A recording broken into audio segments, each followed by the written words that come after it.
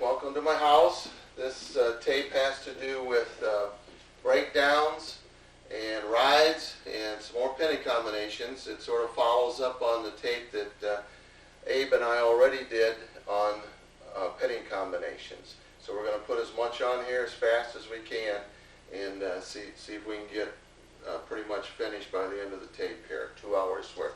Abe Cross is my helper here. I'm real appreciative of what he's doing for me here. I'm laying my weight on him and turning him every which way but loose, and he hasn't complained yet. So we'll try to get 2 more hours out of him here. Appreciate your help, Abe. Can you stand right in front of me here, Abe, and face the camera? Okay. This position that Abe is in we refer to as front standing position, and we covered that on the first tape of the bottom wrestling. And so we've done all the offensive stuff. Now, as a defensive person in rear standing position, first of all, I want to be so good on top that he never gets up here. But if he does, then I've got to somehow get him down safely. So remember, if I lift him, there's always a chance of losing my balance, spending extra energy, him getting hurt on the way down, and also a slam. So there's 4 reasons why I really don't like to lift guys. And so I'd rather trip them, twist them, make them fall in some other way than lifting. So, but I will do a little lift in a minute, just to show you what kind of lift I would do. 3 grips. I really don't want to just be around the guy's waist. I really don't want to do that. I would prefer to always just reach in here and just trap an arm. I'm always trying to trap an arm. And you can have your favorite side. Now, 3 ways I can grab the arm. 2-on-1 arm bar. I like to just hook it in there like that. That's probably my favorite.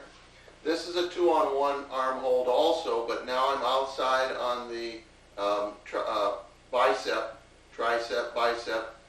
with my outside hand, but I still got the same hold with my wrist and pull that in there. And then the 3rd way is to smash this tricep across, catch it with my far hand coming across, and then putting my hand that smashed it right on top of my other hand.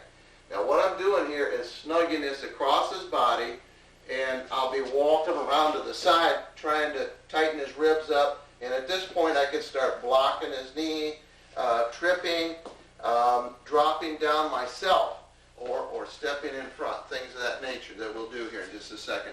So this is a nice little deal. On all 3 cases, I'm going to usually get to this side. I'm usually going to be on the side that I've got trapped here. Okay, I don't want to ever get up, reaching over, never want to do that. Never want a chicken wing up here because that turns into an arm drag for him, or a step back under and could get me in trouble with that. I got to be careful about having both arms underneath and touching my hands, or touching my hands to his neck at the same time. That could be looked at as a full Nelson.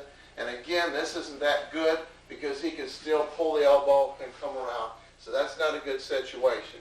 So if I've ever got my arms without holding on to an arm, I'm probably going to do a lock in here, but I'm not going to stay here long.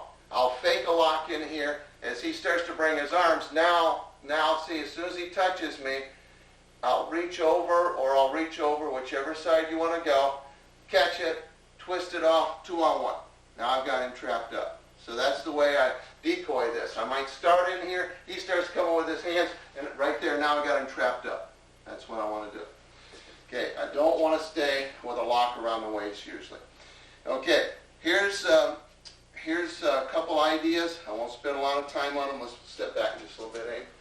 As soon as I get a lock on the arm, I might start dropping my shoulders so my hips are back away. My hips are away from him, and I start driving with my shoulder to make him step forward.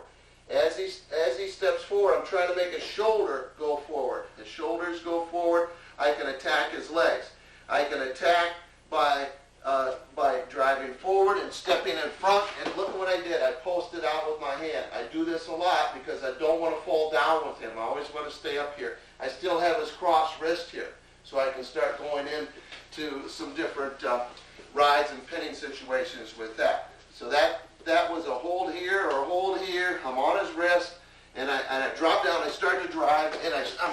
step in front of it. Now that time I sort of step on his foot, which happens sometimes. Okay, my same foot is going to step. Another time I might catch him here. I might just hook from the inside and catch that foot and go down. Again, I'm staying up. I'm not falling down with him. Another situation that I do, let's turn sideways here, Abe, and get toward the wall here. I'm over here on this side. I'll put my same foot I'm talking about, the one that would go in between his feet. I put it near him so that my knee can pop right in the back of his knee. Now, I'm always attacking the leg that's on the side of the arm that I've got trapped here. So I step there, put that knee down, take my other knee, swing it back behind me, and go down and just sort of pull him right over that knee, right there, and there he goes. Okay, let's do it once more. I'm here, I put that foot right in there, and just pull him around. So I don't fall down. I stay up, right here. Okay, now all this is being pretty safe stuff. Another situation that I'll do, if I got this trapped or this trapped, I can still do it. And if I don't have anything trapped, I hold my hands like this. Palm down, wrestler's grip like this, so that my pinky blade is going to be able to cut into the side of his hip here, right in the center of that hip bone. So that, and I reach way around him and lock and put my face right down by my wrist right here. So that, bring your elbow back, Dave. He's just going to hit my head, top of my head. Not going to hit my face or anything. Now, we'll turn sideways to the camera, right, Abe? Yep. Okay. As I'm bent, my legs are way back, I start pushing with my shoulder, and as he puts his weight down on this foot, he'll step and then catch himself. At that point, I try to make my little finger blade go against this bone right here and make his weight sort of all catch right there. Just sort of buckle his legs. So let's come back a little bit. Okay, I'm reached way around. Here, I'm dragging. As he steps, I'm going to start buckling that right there. And again, I'm going to take myself down to the mat right here and post right here. Okay, so I bring myself down a lot of the time to help bring him down. It's not that I'm throwing him down. I'm sort of sagging him down. Okay, so this is the deal. Now, if I got a 2-on-1, that arm can still cut. So I've got both here. Let's see where to register. Okay, we're facing the whiteboard there. Yeah. Okay, as I push, as he steps on that foot right there, I'm going to cut that right there. And again, post right here and keep the wrist if you have it. Okay. I like that one. Okay. Here's one that's just excellent. Now my hips are either going to be away or up close. And sometimes under it. Right here. Okay. When I do this one, I'll turn here. I might have his arm trapped or something in here, and I put my foot right between his feet, right here. Leave that foot on the mat. Keep my knee up. But all of a sudden, I'm going to let go, and my hands are going to go down right in front of his kneecaps, and I'm going to go down as quick as possible and kneel on my outside leg, right there. And I drop my rear way down, because I'm blocking here. My shoulder's up under his buttock. I've got great power here. I'm going to push there. And what I'm trying to do is rock him up on his toes so that he has to fall. Okay? Now, have we got space that it will be in the camera or no? Yeah. Okay? So he's going to catch himself on his hands here. Go ahead. I won't push it further. There you go. Now, my shoulder would have stayed right against the back of his thigh. And my hands would have stayed on his knees. And I would have gone forward to my other knee, and I would have pushed right down on the mat and kept him down. Reason for this is I don't want him to land on his knees and start moving. I want to push him all the way down. My one leg's outside right now. I keep pressing while I get my legs inside, start splitting his knees out, and then we'll go into what I call a knee split ride, which is I'm going to be coming up, catching a shoulder on either side, and eventually picking this up, running it around the side, and starting to get him in some serious trouble. We'll do that a little bit later once we get Abe warmed up a little bit more before he gets bent up too much. Okay, so as I'm wrestling, whether I've got a wrist or not, I'm right there. I'm down low, I'm driving it up over his toes and down, and I keep pressing till I can climb my knees in, knee split. How are we doing, Abe? What's our time? It's been 10 minutes. All right, here we go. I'm going to keep asking Abe the time here so I can keep track. Now, there's one more aspect here that I'll do sideways before I do the last one that I do. If I do need to lift, if I decide I want to lift somebody, I'll just catch like this, catch across or catch my hands, nothing fancy, because he's going to be up in the air real quick, and then I'm going to let go. I know that you can, go through the crotch and do T-bars and stuff. I really don't want to mess with it.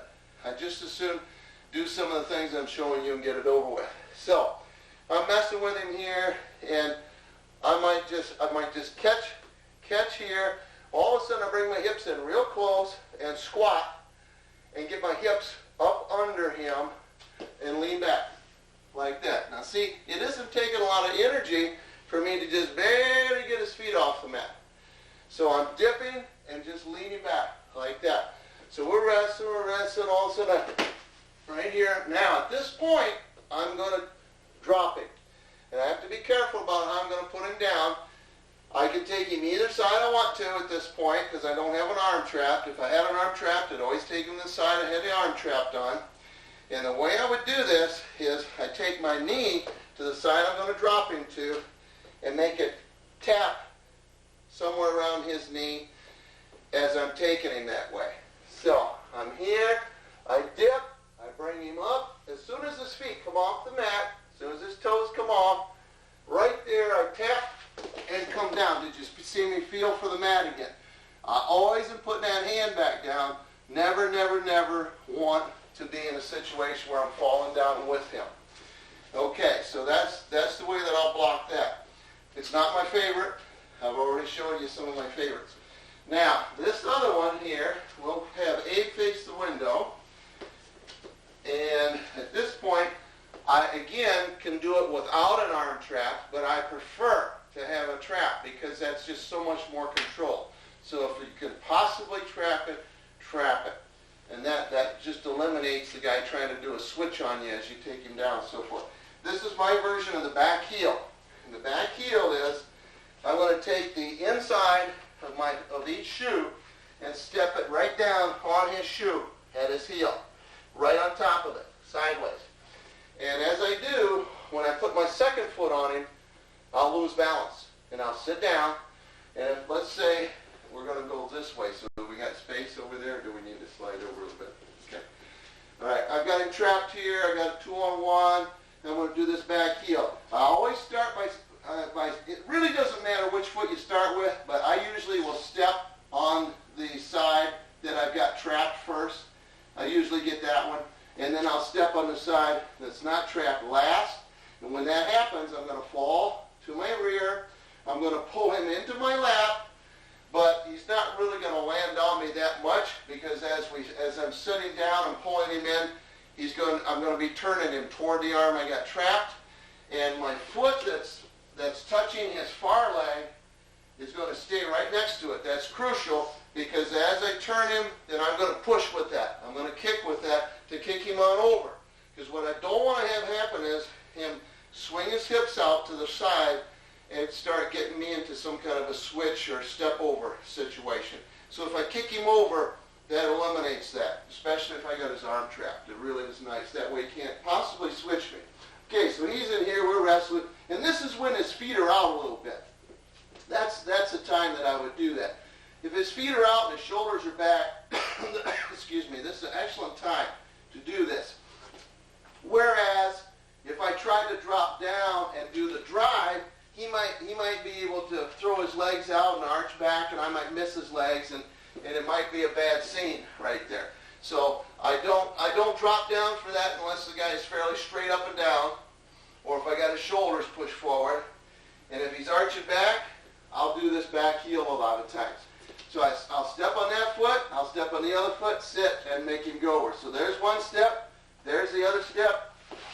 Kick that over there. And the guy that's drilling will touch the mat with that hand right there. Again, I sat down, but look, I'm right back up on my knees, and I got a 2-on-1 arm bar, and I can go ahead and work all kinds of stuff right from there. Can we do it once more? Yep. Okay. This isn't a lot of fun to drill, so don't be letting your guys, your partner smack you around with this. Just go through it soft. Okay, so we're going to step, pull him into my lap, sit, and there he goes, right there. Okay, good job. That's it. What's our time? 15 minutes. All right, so we took care of that. So that's rear standing position. There's other stuff. Don't want to go into any more stuff. That's plenty right there. Now, we've got, here's the way I like to think of it. Abe, would you go down on your face, please, and face the camera? The way I like to think of it is, the old way that I was first taught is that you've got a 4-legged table. You start taking out legs, and the table gets tipsy. Now, usually, you need to take out 2. Sometimes, just taking out 1 leg will be okay, but I really like to get 2 legs messed up. And of course, if you can get 3 out of there, life is good. It's very good. Now, the idea being that this guy on bottom, he could be moving, so we'll have to work on counters to things and so forth. He could be setting. And he could be setting in different ways, depending on the time of the match, how tired he is, what his strategy is, what his build is, all this business. So we'll try to give you some ideas about a variety of things. But generally speaking, let's just look at a few old breakdowns, but they're very good still, and you need to know how to do them properly. I see a lot of guys set themselves up for inside switches and stuff because they don't do them right. Okay. One kind of breakdown would be simply the far ankle, far knee. Now, here's the problem. I see people stay back here by the hips and be having a far ankle and put the arm around the waist, which is worthless. Don't ever do that. I see them reach over for this far ankle, but they still are back here by the hips. When they're back here, they're giving this man all kinds of space up in here to do an inside switch motion, and we've covered that on one of the bottom tapes. So that is a no-no. Whenever we go, and also I'm just using my arms now. What I want to see happen for an outside ankle, outside knee, we simply swing your outside knee, in this case my left knee, around in front and underneath this guy. Drop your left shoulder down under the ribs, and put your ear right at his hip joint almost, right on the side. I got mine right by his hip joint here, and I'm looking right back past his rear end. And I've got my hand on the ankle. I'm blocking him right at the mat. My little finger's right on the mat, and I've squatted my butt right down on top of my heel, and I'm driving my shoulder right up under his ribs. He has no room to do an inside switch motion on me. He can't get this inside leg through, and I'm just simply blocking and driving him over to his hip. Now, as soon as he lands on his hip, look, I'm up on my knees. I don't turn my head and look to see where he is. I start doing something to get him in trouble. One of the things I could do, I could take the hand that was blocking the knee, start coming back trying to throw a half in there, trying to reach up and get over his head. If I can't get over his head, I could catch his far tricep and start doing bottom arm stuff, and I'd drive right up through his ribs there. I could go up here and get a claw with my fingers down his spine and forearm up under the chin. Got to be careful the ref doesn't think you're choking. You're not, but it sort of looks like you are. If he bails out, you've got his wrist there. So you can trap the wrist, drive your shoulder up under him, catch his bottom arm again, start doing stuff that way. Even if you don't want to mess up there at all, see you just blocked him down, pick his top leg, stay right on top of him here with your shoulder and everything, and step right inside, start split crotching this guy, and work on up from there. Or step through Turk right here. Now I'm into that. So we got good stuff right here from that far ankle, far knee breakdown. So again, I'm in here, and time I'm going to do this, I'm just going to slide this knee around, drop my shoulder, put my ear right down by his hip joint, and then drive across, right here, up through it. Okay, same thing applies for far ankle, far arm. Same thing. I'm going to take the far ankle and drop my shoulder under. This time I'm not down to his hip joint, but my ear's just below his shoulder blade, right here in the back. My shoulder is under, and I'm catching that tricep again. Same thing, but this time I'm driving across toward the hips here. Okay, I just don't want to have him sit through or get through with that inside leg. Can't let him get through for an inside switch, because he can still do that. If I stay back here and try to do this, he can step and inside switch me diagonally right through there. So we don't want that. Okay? Third, so that's far ankle, far arm. Okay? Now I love inside ankle stuff. So this one would be the same kind of motion with my left knee, and I'm on the far tricep again, but now I got the inside ankle. I'm going up and diagonally toward this shoulder right here. So I'm coming up. I can step up with this back foot, push up, and I'm pulling with my hand on the ankle, and as I get him up and he starts to go over, I pull and catch myself with that post right there. That becomes a post. My puller becomes a post. And I talk to guys about doing, let's turn this way, making this sort of like a finger roll. Now, the hardest time to get these is when a guy's hips are down. But on into the mat, especially when he starts getting tireder, his hips are going to be up. You're going to be doing things to get the weight up over his shoulders. And so now sliding, see my knee start sliding under. Now at this point, I can just go right here. His hips are already up. And as I go with this, I'm not going across. I'm going up and then finger roll and post right here. He'll either fight back toward me, and I've got the bottom arm trapped right there with the tricep, and I can start going into all manner of evil, bringing this hand, changing hands, throwing a half, wrapping up in a bundle, face lifting, or stepping down in here, step through Turk, split crotch, stuff down in there. Maybe even an inside cradle. If he continued to roll, I would hang him in a reverse half. We've gone over those spins and the pinning tape. Okay, so that's far arm, near ankle. Far arm, near ankle. So there's three. Now, let's face the camera again. How's your time? 23 minutes. All right. This time, I want you to think in terms of what we can do with this arm here. If I were him, I would try not to allow this arm to get attacked. And we talked about some of that stuff in the bottom tapes, so I won't get into that too much. But it's just the idea, if you let this arm be here, then there's a number of things that this guy can do to it. Number one, I can do chopping. And when I chop, I want to try to get all the way over with my elbow deep on where he bends, in his elbow area. And this arm can go three directions. It can go across, where I would catch that wrist right there, and I just refer to that as a cross wrist ride. It can go through the crotch, and I can reach through, and I call that a thread ride. That's what I refer to as a thread ride right there. And I can hold that tricep, or I can reach through and get a 2-on-1 arm bar on that. But this top arm will be doing stuff. We'll do that in a minute. And then the third thing that I can do is chop it and bring it back on this side, and that's my wing. Now, wings are not good when a guy's got his shoulders up. Now, if I get a wing right here, I got to do something real fast to get him lower than this, or else he's going to get his shoulders up and start spinning around and drag me or something, get out of that. So the wing is not good up high.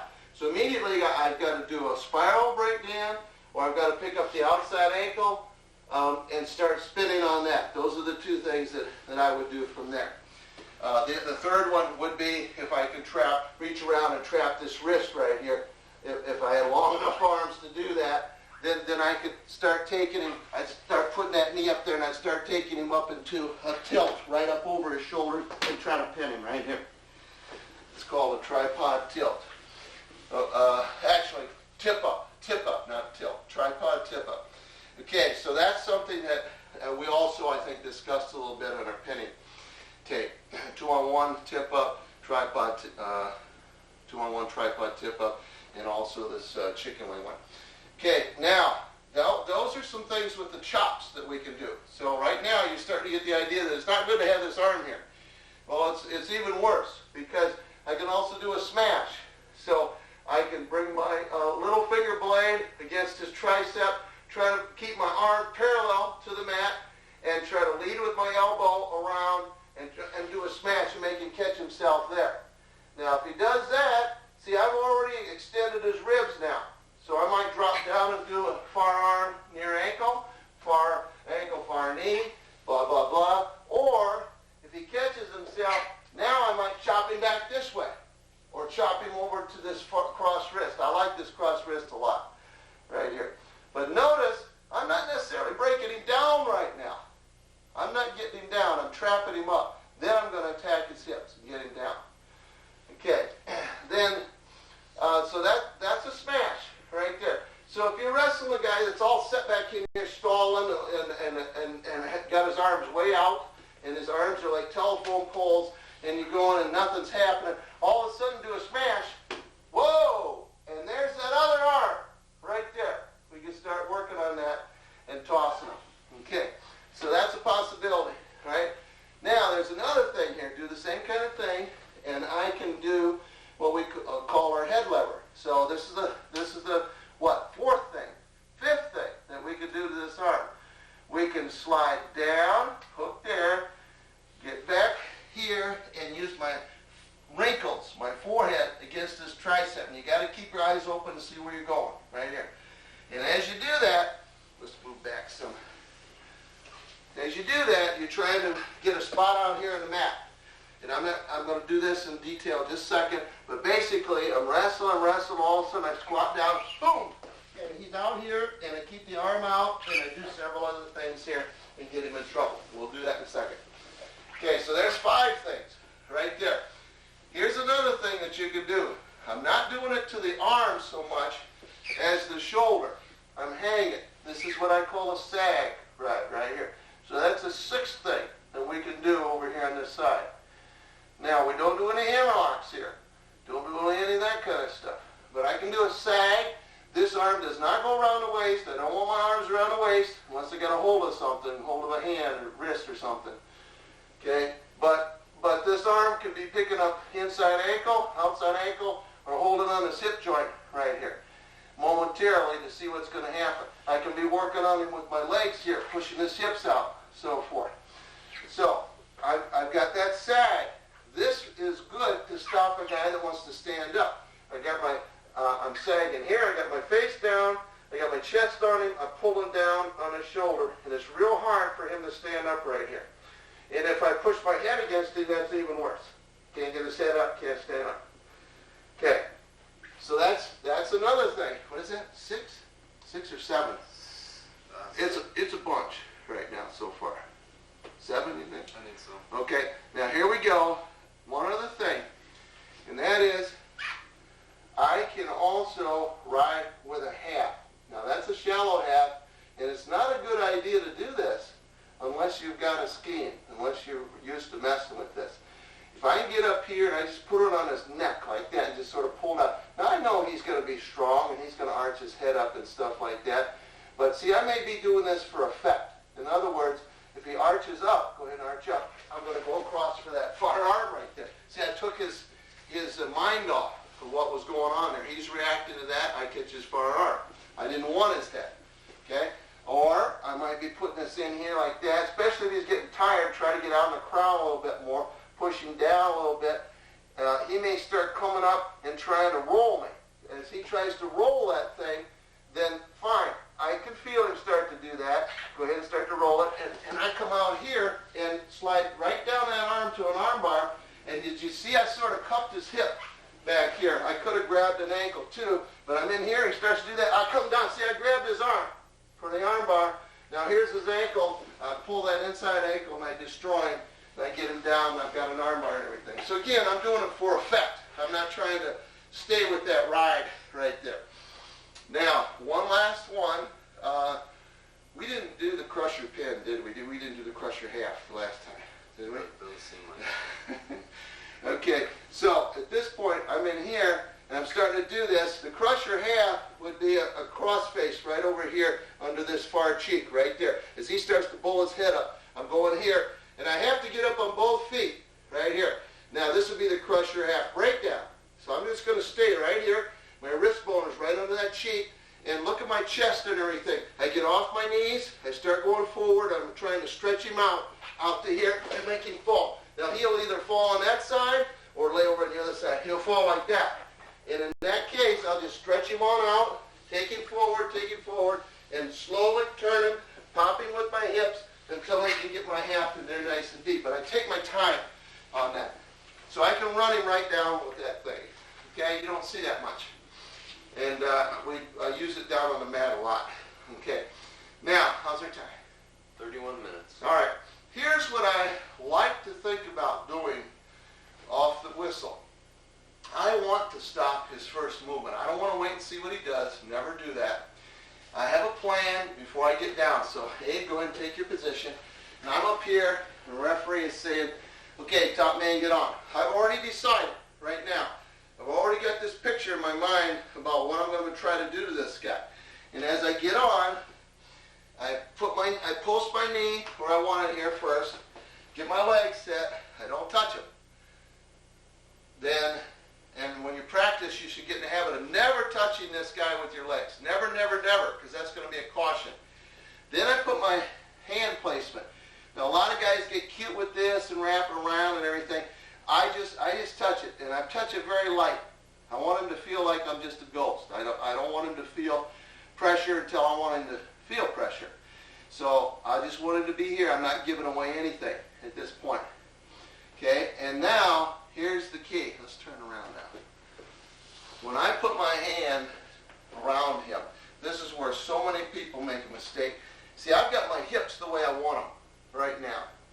I take my hand and I start at his hip joint, right here.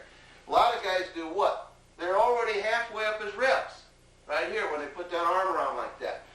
I'm down here, I stay down here, and I run it right around from that hip joint right around to his belly button. So that I'm only in wrist deep, right here. Just barely above my wrist bones is by his hip joint, right here. And I can touch that I can get my hand over the belly button. So I'm very, very shallow here. Because even if I want to drive forward, my chin is back here, I can do that. When the whistle blows, I can come up and drive up through him. I'm in good shape to do that and be chopping and stuff like that and be reaching with this hand. So it isn't like I'm not going to grab him with it, but I don't want to be laying up on him halfway up his ribs and doing his work for him. Because that's his job, is to get me up his ribs and to get that arm free. So I don't want to be involved with that. Okay, so at this point, when the whistle blows, I'm going to try to move first. So again, if I can see the referee's cheeks, that might give me a little advantage if I see him puff him, if he's one of those refs that does that before he blows the whistle. But basically, I wouldn't ever see it. I don't see that well, but so what I would do is just be listening. And I have this image in my mind, and I'm just ready to explode. And it's whatever I'm going to get. It might be forward, it might be trapping the inside leg, it might be trapping that outside leg, it might be smashing up under his arm. Whatever, I'm going to explode whenever I hear that whistle go. So I'm just waiting to hear that whistle, and then I explode. It's real important that I don't wait and see what he does. I may be very sorry. Now, for our purposes right now, Abe, I'd like you to curl your toes, if you would, on the bottom. And I try to teach all my guys to curl their toes when they're on the bottom because they don't fear a guy picking the ankle because they know how to come back, control the ankle, sit, and pull it up around the neck, and we've got that on the tape. So, and most guys don't do the right thing here. But most guys most guys don't do the right thing on taking the outside ankle. I'm going to take the outside ankle and do some things with it. My belief is whenever I take an outside ankle, if I'm not coming around to do one of these blocks or one of these breakdowns that we already just talked about, or pulling this around toward me in some fashion so that his rear is hiding his foot, it's going to be a little harder for him to get to that. Or the third thing would be somehow taking his leg up off the mat, stepping under it, and do what we call putting it on the table. If I'm not doing that, then I'm not doing a good job with the ankle. So I needed to be doing one of those three things. The only exception to that would be if I was already hooking this leg here, and I was really using this leg in some way, then I could do a pull-out with this out to the side, and that would also mess his hips up pretty good. So that's the only difference there. I would pull it out that way. Okay, so here we go. I'm back here, and what I'm thinking of is, what am I going to do to break him down? I can be working on that inside arm, like we talked about, all the different possibilities there, and I can be working on both legs and incorporate the far arm in there. Okay, there's one other idea that I want to throw out, and then I'll just start picking all of these apart. And that is, if I can somehow get him to his back right from this position, that's the best deal of all, right there. Or at least to his side. Get him broken down and in a position where I could start applying a penny hold. That would be the best deal right there. So there are a couple things that I think are really good for that. Number one, I'm in here, whistle blows, this arm might actually go right over the top of this guy. Now, you see, I can deliver a blow with my chest. Whistle blows, I can start driving up through here like that. It'd be right over top of this guy.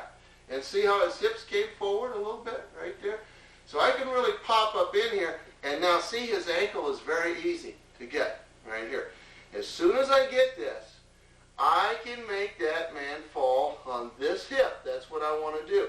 Now, the only thing is, if he sits with this inside ankle before I get up with this ankle here and start running it, then he can not go to that hip. Go ahead and sit right there.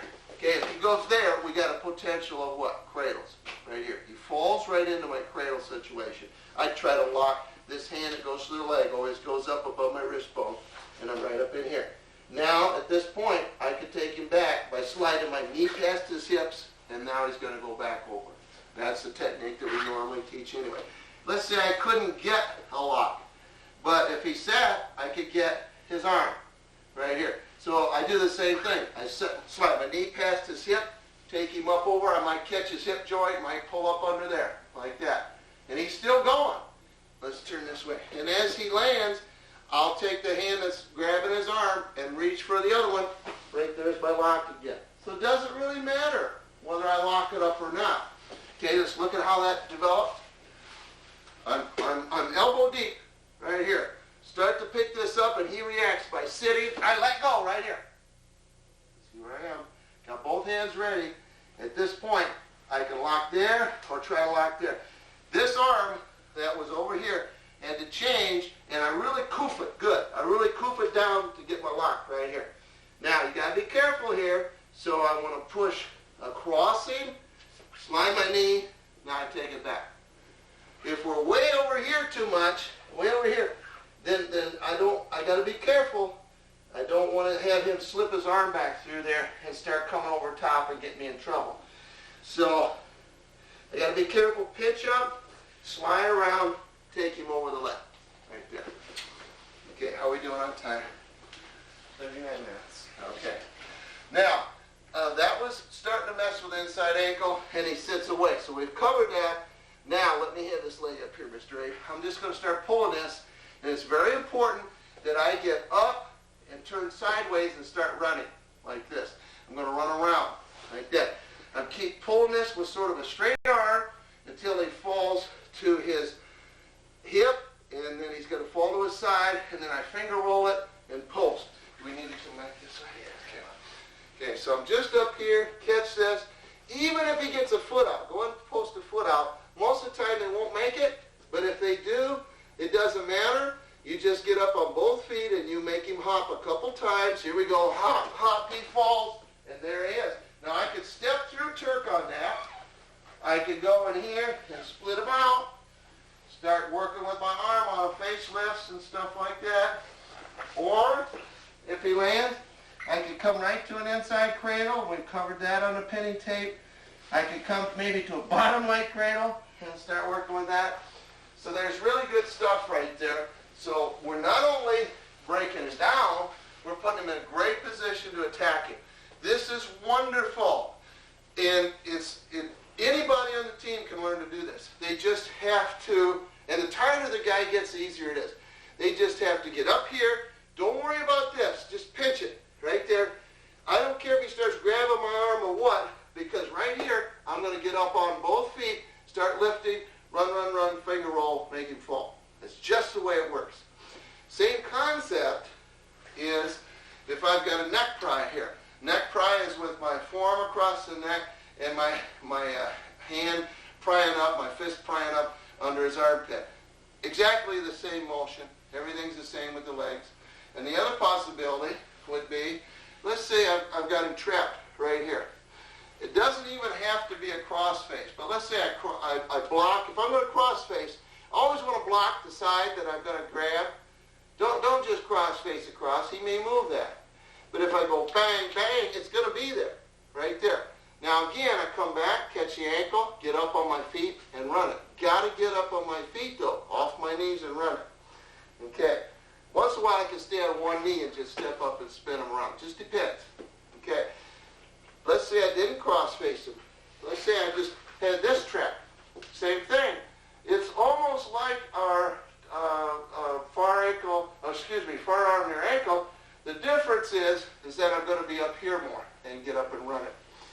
If I ever got that, I would just go ahead and do far arm near ankle right there. If I'm just in here and I'm just coming across and catching, now I'll do the same thing. See, I don't even have a cross face on him right now. Okay, very good.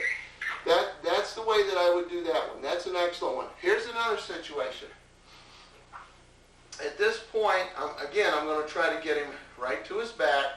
So I want you to see, I'm going to pull down right here, and I can have either ankle of my hand or this far hip joint. And I'm reaching right over, catching the side of his head, and I'm making a hole here that my elbow is dropping over his shoulder, and I'm pulling down like that to the side. Now, he may do a variety of things. He may start lifting his hips when I do that, in which case we can inside cradle him right here, step up, spin him to his side, drop back, get in front of the shoulder, start doing the crusher finish, different things like that. So that's a nice little deal there if he brings his hips up. But a lot of times what's going to happen is, if I pull him here, now I can pick up this ankle. And I just get up and run it again. Get off of both knees, run it. You can drive guys crazy with this. Just drive them nuts with it. Okay. Now, another thing, I just happen to think is, face the camera a little bit here. Another thing that can happen is, if he's got his arms out there and he's being a stud, and I want an arm bar. See, I'll never get an arm bar right there. Can't get it. Okay? What I'll do is I'll step a foot up right here, and I'll pop my leg right in there. I'll use that as my chopper, see? And as I chop that, I reach in with my left hand for my bar right there. And I might even get up on both knees, off of both knees. Now there's my ankle again, so I can pull that ankle around, and there's my breakdown right now. And I'm in business. I can start working some pinholes right there. Okay. How are we doing time-wise? 44. All right. Now, I've gone over some ideas here. Here's how I would attack the outside ankle. When I'm in this position that I showed you here, I don't even have to take my arm off of him. I'll just slide it and catch right there. Just slide it and catch. And as I do, depending on what I want to do with this, I'll either pull it around right here and start blasting, or start, dropping in and doing far ankle, far knee, things of that nature, or I'll rip it up in the air. Okay, I'm going to take it up in the air so you can see where it goes here. As I rip this up, I'm going to bring this arm over and help with this heavy thigh. So I'm going to be yanking, I'm going to be looking right back this way, and as this knee comes off the mat, I'm going to hook onto that thigh right there. So I'm right up to my chest with this thing. Now I've got to step under it, let loose of the hand on the ankle, let loose the other arm, and trap him right here. So my tricep comes right over and traps that right there. Now I'm not going to stay here. As soon as I get here, I'm going to get all off my back knee and up on my foot, and I'm going to jump backwards and land on both knees. As I do, I'm going to drop into the Navy right here. So I'm right into the Navy right. Now, that's one way that I get into the Navy. Okay? And in the Navy, as long as we're here, let's do a few things right here. Okay, as I'm doing this Navy, the elbow's got to stay on the mat. I'm going to drop my rear back by my heels, pretty good. And I got to keep my face bare all the time. Got to keep the top of my head showing up and my face down. I don't want him to take this arm and get between my head and his body. That's not going to be good. So I've always got to grit my teeth and keep my face down. Elbow has to stay on the mat until I go to turn him. If he gets my elbow off the mat, I'm weak. So I must stay on the mat. Now, as soon as I drop down in that position, I want to attack his far arm immediately. That's what I want to go for usually. He's either going to be in his elbow or up on his hand, one or the other. You do one of those two things. If he's on his elbow, I can reach for an arm bar or I can chop around the outside. Can they see that? Yeah. Okay. Okay. If he's up on his hand, all I have is the chop right there. All I have is the chop.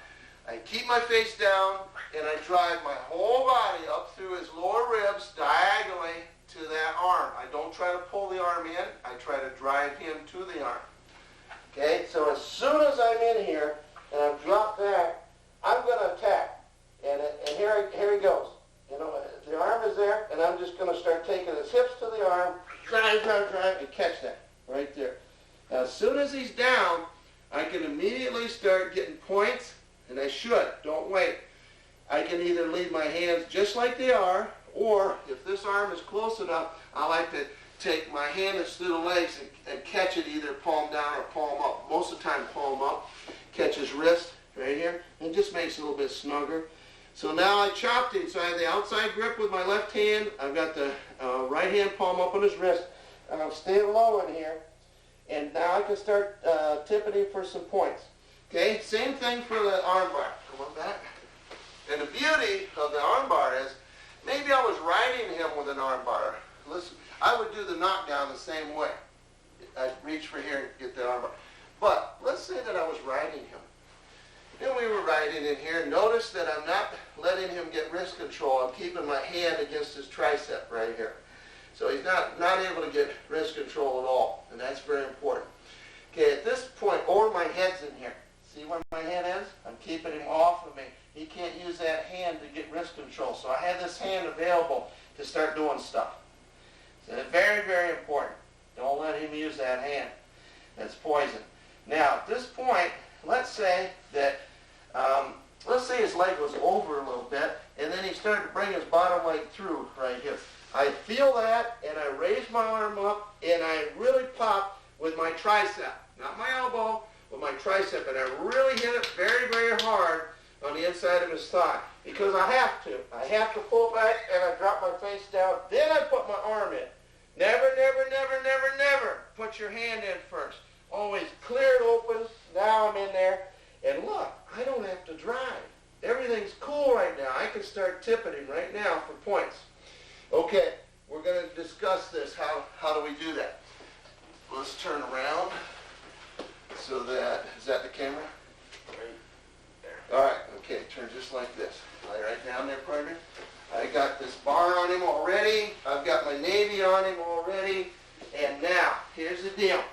I'm going to drop. I'm going to step up with my back foot and point my toe right toward the back of his knee that's on his top leg here. Now, that means that I got to sort of get confined. But you got to do that because that's going to be your post. So I got to step up first. My face is still down here. Don't lift your face. All right, at this point, I'm going to drop my hips back, and my face comes way back here, and I'm going to use my shoulder, and I'm going to tighten up my neck muscles, and I'm actually using the back corner of my head and the side of my head to drive up under his lower ribs. I'm going to start under his ribs and drive straight up toward his face to put tremendous pressure up toward his shoulders to make his hips light. So at this point, I keep my face down and I start driving, grip my teeth, tighten up my neck muscles, drive, post him up there. See, my back knee is even off the mat right now. I'm really pushing with my feet right now. My elbow is starting to come off the mat. And I take my left knee that just came off the mat and I slide it right up in the little corner right there where his forearm goes under his body in the arm bar. Put it right in that corner, right there. Then I sit right back to my hip and elbow, keep my face down, and pull him up over my other knee. Pull his legs right up over my other knee. He'll come right over into your lap. You got points right there. And just hold it right there. If you want to pull his arm on over and block his thigh with your forearm, that makes it even just a little bit better. Am I going to pin him? No. But am I going to score 2 or 3? Yes. Okay, then I can bring him back. I've still got my rock. So we got that. Now I could have also grabbed it, reached with the arm that's through the leg and tried to catch his wrist also, but that would have been a long reach for me right there, so I didn't bother with it. So you could do that too. And he's even tighter. Okay, that's the best tilt I know. It's a wonderful tilt. So you need to practice that, but what makes it go is the positioning, driving up toward his shoulders, and then blocking with the knee, sitting back on your hip and elbow, and keeping your face down all the time. Okay, let's turn back around. Here's another possibility. Lay right down here. Let me have a maybe again, but the camera's going to be there, right? Right. Okay, all right, let's spin it around. Okay, here we go. Now this time, the guy is starting to drive back up into me, and sitting pretty tall. What I could do is all of a sudden pull my head up out of there, pull my forearm across his leg. See what I just did? I just pulled it across his leg, and I'm going to catch him right here. Okay, so I just came right up, caught that thing right there, and now again I'll set my thigh right through like a cradle situation and just pull him right here, right over my hip. Now I'm not going to get a cradle here, but I'm going to step up with that leg, and again I got that forearm right across his thigh right here. So as he's pulling down with this leg, he's pulling on his own thigh a little bit there. Am I going to hold him forever? No. But again, I might score a couple, 3 points out of this deal. Okay, so let's look at it again. And then here, he starts to sit up. All of a sudden, I'm going to catch that armpit right there. Some guys catch this inside shoulder. I like to catch right here. Pull that across his thigh, and there. He's going to pop over right there. Come up with that other leg right there. Now we got some more points. Now, if he starts messing around with his hands in here, I might catch something. I might catch that wrist or something. Now we're looking at a potential cradle. We're looking at a potential cradle. So at this point, I might climb up and score a cradle on him with this hold and just climb up a little bit. I might even let him back over, and I might rock him up. See? Then pop, lock it up in here, take him back. Different possibilities. Okay, here we go again. One more. Navy ride is excellent. That's why I'm including it in here. A lot of guys don't know how to break it. Okay, I'm in here. Guy gets between my face and his body with his arm. Starts pushing me off. Okay, this is how you counter that. I got to grip my teeth, tighten on my neck muscles, fight it. Okay, he starts pushing and sitting up. Pushing and sitting up. Push, push, push. Push against me. All of a sudden, when he's got me pried off pretty good, my elbow's starting to leave the mat. I let loose with this arm here that was on his hip joint and underhook right here. Now watch where my head goes. See, my head popped up, but now it bends and it pops right in here in his chest. Don't hit him in the face, but as I come here and deliver a blow right in here in the chest. I let go with my other hand and come and scoop his near leg. Step up, drive your head right to the mat, and as I pull him up, I take this arm and wrap all the way around and grab my own thigh. Right here. Go ahead and turn away from me. See, I'm hooking him and everything. I'm not going to pin him, but I'm going to score. I'm going to score some points. Now right here, I want you to see this. This is a front guillotine potential. Right now, I've just got him trapped. As he's trying to turn away, I'm going to push that leg down and try to step across it. Right there. As long as I got his other leg trapped up here. Now, as I start dragging that leg back, I'm going to come to a facelift right here. And this is starting to be a front guillotine right here. This could be a pit. Right here. We could work our way into a pit right there with a facelift on it. Front guillotine. You don't see it very often, but if you know where to look for it, it is there. Okay. All right, so that's what I would do off of the Navy stuff. Okay, let's come back up in here. I showed you a couple ways to get into that. What's our time? 56 minutes. All right. Now, next thing, I talked about, let's turn sideways to the camera. I talked about taking this ankle and pulling it around. Now, what I need to do there is to be chopping with this arm, getting off my knees. So I'm just going to do this. I'm up on Abe here. And this spiral motion, see, I need to be coming right around in a circular motion. The biggest problem is most guys go down to their knees. Don't do that. Stay up until he falls. Then you go down to your knees. Also, the other problem is guys veer off to the side. You got to keep coming around toward his far hand. Always, always, always in a spiral motion, be coming around toward his far hand, no matter what you're spiraling with. There's a lot of different things you can spiral with. I like to pick this ankle, be chopping and be not chopping, but what is that, blasting? Yeah, in here, or smashing, we call it sometimes. And I'd like to be watching for an armbar out of that situation. So that if I lift this to start going, watch my face now. I don't want to catch his elbow in the chops. So as I start doing this, I get off of both knees and my face goes down. So if his elbow comes back, it's going to get my head, but not me. Okay? And as I go, watch my hips now. I'm going to go smash, and I'm going to start walking until he falls. So I stayed on my feet until I felt him start to fall. Then I went down to a knee. Okay?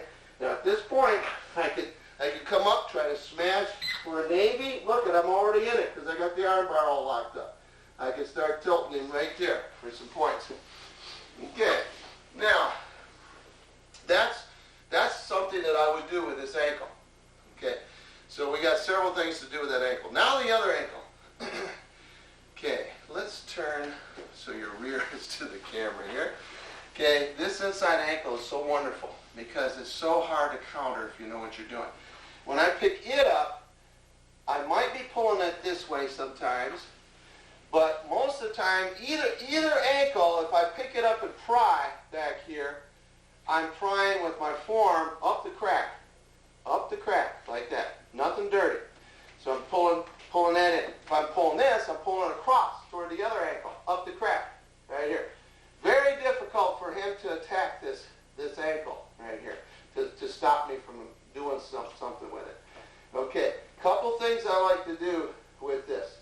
I like to pick it, drive him up, and either be doing something up here, neck pry, hanging on the neck, something, blasting to get his weight up on his hand.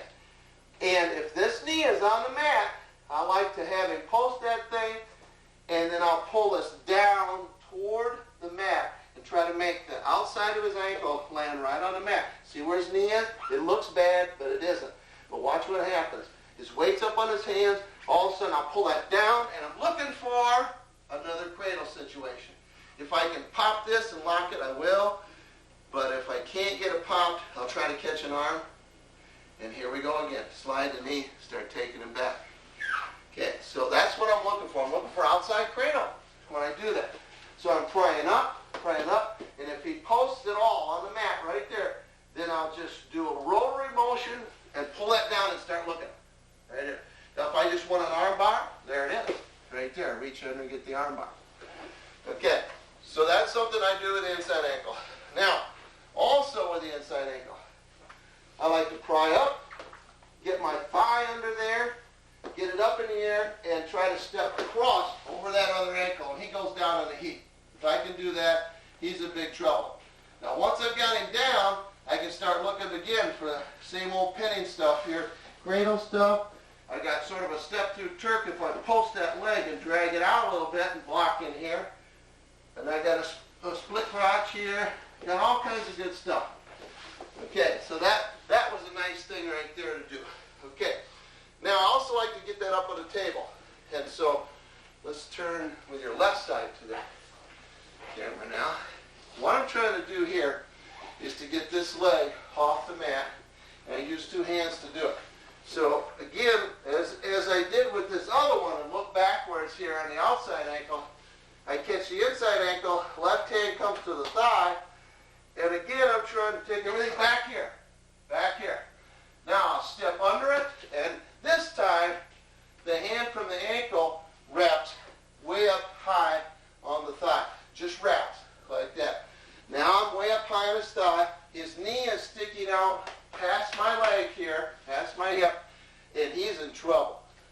He might be on one knee, he might be up on his outside foot. Doesn't matter. He's in big trouble. He can't do anything right now to get away from me. He just got, there's no reversal, no escape. He's just got to try to get out of this position. So at this point I start attacking. Okay? I've got chopping here and trying to wad him up for cradle, which is not your best thing, but it's doable. I could be chopping this also or smashing that. That's not the best thing either. I'm just getting rid of the bad ones. Okay, come on up here again. I can reach through here, which is wonderful, and get my shoulder under drive, and now here we go. We got him in trouble now. Pulse with that. That's a good one. That far arm is excellent. Okay, get him up in here on the table. I've got a step-through Turk, so the leg that I've got up can just, if his other leg's close enough, I can just step and go over it. There's my step-through Turk. I pulsed it again. I stay up above, adjust. I got him in big trouble. Wonderful situation. Okay, he's up on the table. Now, I got this kind of a deal right here. I can lock hands, and the way I'm going to say this is palm down for this lead hand. Palm down, wrestler's grip. Wrestler's grip. All four fingers like that. Once I've got this locked up here, then I point my elbow up over his back and put my little pinky blade across his ribs. I then get up off of the other knee, turn my hips, and start throwing my rear around toward his head. All right, now he'll either fall down like that. If he's agile, that's where he's going to go, in which case I got him broken down. I start looking for cradles again. But normally, where I want him to go is going to be the other way. And so I'm up in here, and right there, and I could stay down too, but I like to get up a little bit and try to twist it, go ahead and fall on the other side over there. Okay, because you really got to throw it. Once he falls, now I turn my hips, get your arm out of the way there, and I just keep the lock, and I slide my knee under his thigh and try to pin him right here. So again, where I use that one is when the guy's starting to tire out a little bit. Third period, pretty tired, and he gets his hips up, and I get that leg up, and I just go for it. And a lot of times, my lock stays all the way to the pin on that thing. Okay, now, another thing, how's our time? Hour and 4 minutes. All right, got to talk about hooking the legs, and then we'll get on to arm bars, chicken wings, head levers, thread rides, stuff like that. Okay. Hooking the leg. Let's turn with your right side toward the camera. I'm sure glad he knows where to go here. Okay, as I'm picking his ankle and start prying, right now, see I drop my chest below his ribs. I push the top of my chest up under that pocket right there where that his lower ribs form. That's what that's made for. That's what that was designed for guys like me to push your chest up there. His weight starts going on his hands. I'm prying up the crack here. All of a sudden, I could take my heel and I'm going to point it right up toward his head, right through his legs. So as I step down, my knees in the air, I point my heel straight forward, and then I just flick it back, and it hooks. Magic. Magically, it hooks. And now, as soon as it hooks, I got to do something with it. Don't just sit back here like this. This is not good. Don't do this. Don't ever start getting in that habit. As soon as you get a leg hooked, then do this. You're hooking it, you start pointing your toe across toward this other leg. And stay up on your knees right now for me. And remember, adjust your chest so that the top of your chest is back in this pocket again. Lift your heel, point your toe across, and now start dragging that leg straight back. See, and you can drag it back. Now that's stretching him out. I still got his other leg caught. Now at the point that I drag it back, as far as I think it'll go, then I start dragging it. See, my chest is blocking him here. My chest is up under those ribs. Then I start sliding my knee around toward his arm. So I drag that, and right there you see he starts going down already because it really binds. At that point, I still got his ankle in my hand. I could be pulling that ankle out a little bit. And here's a bar. If he goes to his elbow, there's your bar right there. So you got a breakdown. That's your bar situation. Okay? Very easy to get a chicken wing in this. I'm driving, I step in, I hook, I start dragging back. As soon as I start to circle, come down and chop that baby because he's never ready for that. That's your wing. That degrades his arm position. That's your chicken wing right there. You'll get it every time. Okay, so it's very easy. Okay? Now I've dragged that, so I always get on it, I always start dragging. Now, if I lift and driving, and I start dragging, and maybe I'm pulling his head in here like this, and he sort of looks in, and I start circling, I might start getting into a cradle situation. And I could continue to drag and lock that right there. Now, I can get my leg out and just do a regular inside cradle stuff, or, let's turn around this way. Okay, is that the camera over here? Over there? Okay.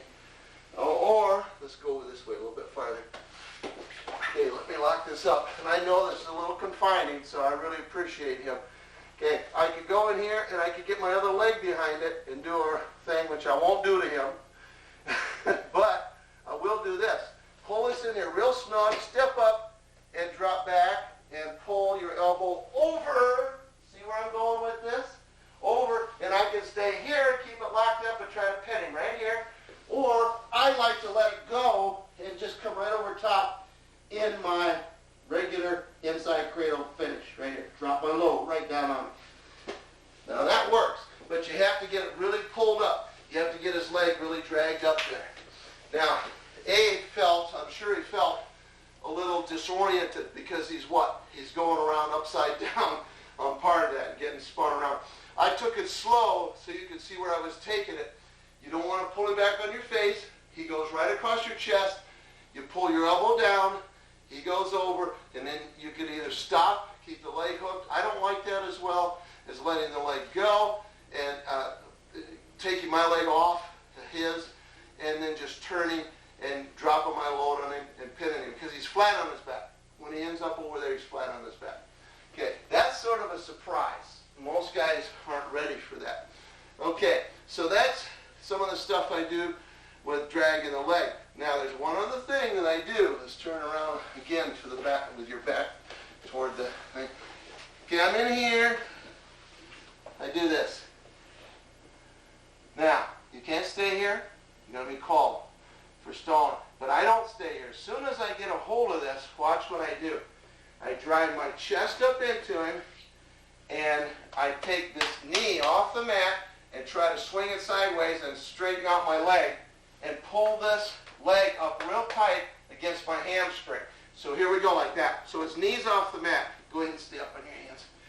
Okay, so right here, when I do this, see my knee straightens out, and I'm right up here and I got this real tight. I can go either direction to break him down now. Either one. The weight's on his hands. He's not feeling real good with this. I've just got my one arm just hanging, right, just over his neck, right here, cupped over. Okay, I like to do this. I like to step across that leg at the knee. I like to try to hook, my heel goes up by his knee, and then my hips just thrust, and he's going to start going over. Okay? All right, ready? I'm going to do it. Ready? Boom! Right there. And his hips go down. Now, if I were a leg man, and I liked to use my left leg for cross body, I would hold on to this ankle, rotate, stick my foot in here, and I'd let go, come up into my catbird seat stuff, if I were a left-legged guy. Otherwise, I'd want to do it on the other side, put my right leg in. But that's a great way to get your legs in, right there. Okay? It's also a great way to get a breakdown and go catch him on his side and start doing all of our family pins again, right there. Don't have to keep the leg. Okay? So that was a hook here, pick it up, get pressure on it, and then try to step it over and drive through. Now, if you don't go that way, or if you start that way and it gets his leg out right there, then just lean your chest right into it, get off your knee, off your other knee, and keep a hold, and start walking in a circle in a rotary fashion toward his head. And at this point, he'll fall. You don't have to touch him with your hands or anything. He'll fall. That's tremendous pressure. And he goes right down. Now at this point, I don't have anything special other than the fact that he's down, and I might come in here and start doing my split crotch stuff. Knee split stuff. Knee split. Okay. Split crotch is if he's on his back. This time, if he's facing the mat, it's called knee split. Okay. So that's another way that I would use that inside leg. It's a great, great situation. Okay. One other thing, and that is, if a guy is I use this when a guy is standing up a lot, and I like to come to the inside ankle and let him hop around and then tripping down to his back. I can also encourage or influence the guy to do this if I pick up the inside ankle. So Abe, let's come back by the window here, face the camera, and let's say that this guy liked to stand up an awful lot. So when the whistle blows, I'm coming with my hand that's on the elbow right in here trying to snatch this thigh. Even if he's trying to do an inside stand-up, I'm trying to catch it right there. So preventing him from getting his foot on the mat. My other hand is coming around trying to get this ankle right here. Now, if he's committed to standing up, even if he can't get this inside leg up, he may go ahead and just come on up on his outside leg. In which case, I'm going to encourage that, and I'm going to try to help him up and help him keep his balance. I don't want him to fall. And so here we go. He's going to start to come up. I'm going to catch this, but he's committed. So he's going to come on up. Go ahead and come on up. I get up on my feet. He comes up. I'm helping him. Now, they'll usually hop around in a circle and try. And I let this ankle go. I mean, I let it rotate. Let it rotate in my hands so that as he turns, it'll usually take a couple hops, and it'll be turned. I just let it turn and keep it here. As he is turning to face me, I'm timing it out. The arm that was on the thigh is going to be going around his waist. The leg that was my outside leg, that the knee was on the mat with, is the inside leg now. As he hops around, I'm going to step right inside him. I'm not going to knock Abe down here, but I'm just trying to show arm around the waist. I still had this in my hand, and I'm stepping my heel right behind it. Now, as I take this guy down, don't deck him. Drop to your knees, let him down soft. You're in a split crotch right there. Okay, let's start this again. Especially when you're drilling it with guys, got to hold your punches. Don't hurt any of your kids. Don't knock the wind out of them, whatever, because they can get real tired of landing like that if you do 10 or 20 of these. Okay, but you got to get the feeling of it. Now, if he's trying to stand up, I'll try to snag it first and then help him up. The other way is, let's say he's getting tired, and he's just sort of sitting down in here and sort of crumpled up, get real low, Abe. He's down in here, and so what I'll do is I'll just try to encourage him. Maybe he's stalling, see? And so I'll sort of drop back and bump my ribs into him, my shoulder into his ribs, making his weight go on the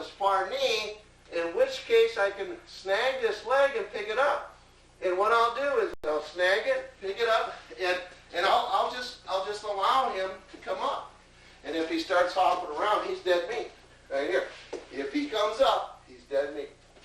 And you can get very good with this situation and really get a guy where he was just stalling, you couldn't turn him and everything, that's all he was trying to do. You could get that up and have him start doing it. Now, what if he doesn't want to come up? What if you get this leg up and he doesn't want to come up? Okay, fine. You've got your deal here, step over it. Now you got something going right here. Abe, did we do grabbing that ankle? We did, didn't we? In the leg thing and turning and tilting them up. So I would grab that ankle, get your arm out of the way for me, and turn and just start walking. See, I've turned him now. I'm going to score a 5 count. I'll get 3 points. I'm just holding on to that ankle right there. That's all I'm doing. So I'm scoring right now. So this is not a bad deal right there. Okay. That's the way I work a lot of the inside ankle stuff. One other little tilt that I do off of this, a quick tilt. If I got this and he sits through, you know how I did the cradle before, go ahead and sit through. I'll keep that ankle instead of letting go and trying to cradle. I might just keep this ankle, hook, and take him, and I pull this right under his own leg. It's like he's figure 4 in his own leg. And again, I'll pull him up in here. Now, this isn't going to hold anybody, but I try to pull him, put my knee in the back of his knee, and pull that ankle down around. But he's still going to kick over. I might get 2 though. See, I might get 2 here. And as he kicks over, go ahead and kick over. Right here, as he kicks over, I'm going to keep pulling this up in the air, get my thigh under there, and try to step through.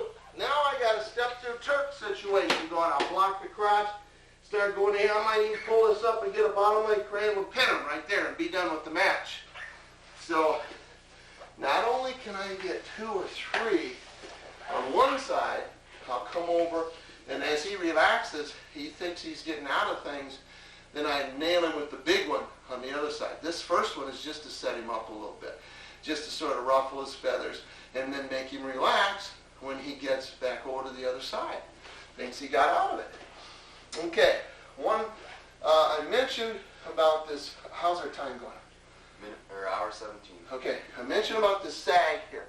Okay, again, with the sag, we can be grabbing here, we can be grabbing on anything. A lot of times with the sag, a guy will start to stand up with his, do it all fours, stand up, see, because he can't get his head up. So right there, I hook him. That's my overhook right there. Lift my heel, drag back, make him go down on the mat. As soon as he lands, I can come back and pick this up, and I'm up into this deal that we already talked about. I've got him all stretched out. Or I can just start dragging out and chop that arm and get the arm bar and stuff. So it's not a bad deal for him to bring his hips up. Okay, so I'm hanging, I'm sagging, he starts to bring his hips up. You know, there's the outside thing, and here's one more. This is sort of fun, but maybe heavyweight could do this one if he gets small, gets himself under. Guy starts coming up, you're just going to drop your shoulder right under his waist, right under his ribs. My hand was here. Now it's just simply going to go here, right here. See where I'm going? Now some guys grab the head and stuff. Some guys grab the head here like a 3/4 Nelson. Some guys try to grab it. I just grab here because the whole deal is I'm trying to get my shoulder right under his lower ribs, right here. My thigh is under, and as I pop him up, then I'm going to actually sort of just roll him over. So I pop him up and just flip him right to there. And once he's down, I do a double trouble pin on him right there. I'm over both arms. I lock my wrists and forearms and squeeze my elbows and drop my load on him right there. That's sort of a fun one right there. But you got to practice it. That's one of those deals. You okay? Yep. All right. Doing good. Now I want you to see something here. We'll get to the arm bar in just a second. I want you to see how, in fact, we can work it right from here. Let's say I've got an arm bar, and he's down. I had a wrestler one time, the name of Danny Herrera, who's an outstanding wrestler. And he used to do this stuff. We used to holler at him for a long time, and then he showed us that he was so good with it that we let him go ahead and do it. But we tried to discourage some of our other kids until we really started understanding what he was doing. And it made some sense. So we're right in here, And now what's going to happen is he's going to let the weight off of this guy. The guy's going to come up, and he's going to have his knee slid way under here. And a lot of times guys will take their inside leg and step over, and they don't even know what they're going to do with that. And I still got an arm bar on it here too. So at this point, what Danny would do would be he'd let go and let this guy push up. And as he did, he'd go into this deal that a lot of people do, and we just called it the Herrera, but I've heard a lot of different names for it. But he would hit the guy. As the guy was coming up, he'd hit him and stretch him out in this. And I think we've got this on the end of our pinning tape, right? We went into this. I didn't call it the Herrera, though. But the arm that comes around, he would reach under and grab that wrist right there. The arm that comes around the head, he'd block that arm out. He'd keep his toe on the mat back behind and stretch his leg out so his knee was off the mat, stretching this guy's ribs out. Let's turn this way a little bit. And then at this point, as he would stretch his ribs out, he would take his other knee, slide it way forward and under, and the guy would go over right there, and then he'd bring this leg up and cross his legs and put his head right in here. And because he grabbed with his hand under the arm and pulling the wrist against the neck, he had his cutter right here. He might pin him. Most of the time he'd just score 3 points right here, and he could always let that leg come out of there and hit pipes to get back on top and ride. So that's one of the things that he would do. He would sort of influence guys to step over that leg. But here's another thing. Sam, under your arms here, same thing. He could be just under the arms, and he'd slide this leg way up here. And if a guy ever stepped over that leg right there, then he would start to do this kind of stuff. He'd do a neck pry here and far ankle here. Now, even if this guy had a post right there, what he would do is come up and he'd just block that post with his thigh. Now when the guy starts to fall, he'd pull him up diagonally over that and try to take this hand and put it behind his neck. Now, you can't always do that. And we can't let the guy fall his hips over us. So we got to stay up in here with this and not let his, like my forearm, elbow would be against his hip, will not let his hips come up across me. Now he's kicking and stuff. I might put my feet together and just hold him here. Because I just want his shoulders. Now I know I'm not going to pin him, but I'm going to score right here. It's a nice 3-point deal right there. So I've scissored my legs down there. And if he kicks loose, fine. I'll just keep my forearm right up the crack, and I'm still scoring right here. Sort of weird. Okay? And then he could, guys interested in getting back over to his belly, so he'd pull his leg out and he'd still be in control. So that was the second one there. Now, along those same lines, getting a thread ride, we really got to smash, and the guy's got to have his hips up enough so that you're going to be able to get your arm through the back. And always close your fist as you're jamming it through. Then you open up and catch your own, or catch his wrist, just hook it like that, just across his bone. Okay, so here's the way I like to get the guy's hips up, either with the leg, drive it up, or with both hands. I've really gotten used to lately of just blocking his triceps. It's amazing what happens. When we're riding, we're messing here, all of a sudden just bam, and his hands will skitter forward on the mat. Catch yourself up there. There, like that. And his hips will come up. Now at this point I can come back and either do, get this, or, drop down and get this kind of stuff that we've already talked about, far ankle, far knee, whatever. Or, at this point, let me see, where was I going with this? Oh, I'll chop right here. He's posted himself. Now all of a sudden I'll come back and I'll just chop, and I'll bring the other arm back too and try to go through the crotch right here. Now my chin is right on his back here, and I reached as far through as I could. Now I've got this thing, and I just hold it like this. I just hook it. My thumb isn't really doing anything. Okay? Now at this point, once I've got that, my forearm blade again, my thumb side blade is going up the crack. Nothing dirty. Nothing dirty. I'm just prying up the crack. No problem. He's not getting hurt or anything. Now, as soon as I get this, I'm going to score. Neck pry, right there. Pry down on the back of the neck, up under the armpit. Watch my knee. It swings around, goes inside hip, go to my elbow, and try to go back behind my head again. If I can't, I just hold it here like that. Now, what am I doing with this bottom leg? I'm pinching it, and look where my knees are.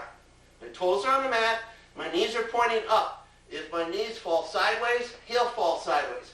But I'm keeping him up, and I don't let him kick over me. I always raise my elbow, make sure he doesn't kick over me. All right, let's say he goes back the other way. I score some, he goes back the other way, I let him up. He pushes up, I drop, gets his far tricep. Keep the wrist to his crotch if you can. Now I can go a lot of ways. I can step through crotch, I can split through, or step through turf.